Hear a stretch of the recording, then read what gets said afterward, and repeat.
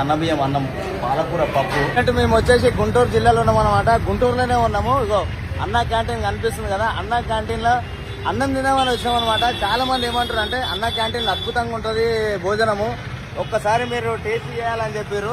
అన్న క్యాంటీన్కి అయితే వచ్చినాం అనమాట. ఇక మనోళ్ళు అయితే ఇక టోకెన్లు తీసుకుంటుండు విద్యుగాడు. టోకెన్ దొరికినా ఓ సక్సెస్, గ్రాండ్ సక్సెస్. ఇగో 4417 నెంబర్ వచ్చింది. అన్న క్యాంటీన్లో అయితే హ్యాండ్ వాష్ ఇటు ఉన్నది, త్రాగునీరు ఇటు ఉన్నది. చూద్దాం లైన్ క్యూ పద్ధతిలో లోపలికి పోవాలి.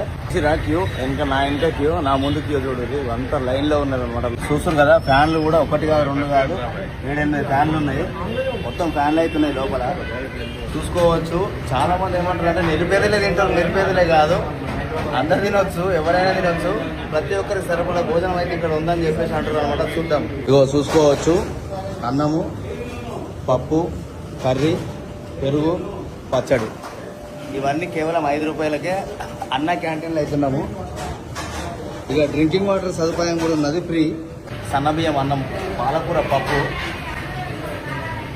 వా అద్భుతంగా ఉంది. నిమ్మకాయ తొక్కు, మిల్ మేకర్ కూర, మళ్ళీ తర్వాత పెరుగు. పెరుగు చూడు ఎంత గట్టిగా ఉందో, గట్టి పెరుగు.